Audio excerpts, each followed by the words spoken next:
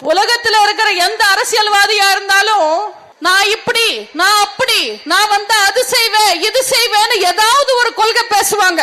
ஆனா எந்த கொள்கையும் இல்லாம கணவர் கொடுத்த கட்சியை வச்சுக்கிட்டு பேரம் பேசி வியாபாரம் பண்ற ஒரே அரசியல்வாதி அந்நியார் மட்டும்தான். ஆனா அந்நியாரோட வியாபார திறமைய நம்ம பாராட்டி தான் ஆகணும். ஒரு 15-20 வருஷமா திமுக கிட்ட அடிமையா இருந்து திமுக செய்யற அத்தனை அக்கிரமங்களையும் சகிச்சுக்கிட்டு திமுக கொடுக்கிற தொல்லைகள் எல்லாம் தாங்கிக்கிட்டு ஒரு 3-4% ஓட்டு வச்சுக்கிட்டு 4-5 எம்எல்ஏக்களை வச்சிருக்கிற கட்சிகளே அவங்க கேட்ட தொகுதிகள் எல்லாம் கிடைக்காம அசிங்கப்பட்டு நிக்கும் போது 1/2% ஓட்டு வங்கி வச்சுக்கிட்டு அசால்ட்டா போய் 6 எம்எல்ஏ சீட்டு ஒரு எம்பி சீட்டு வாங்கிட்டு வந்தாங்க பாருங்க.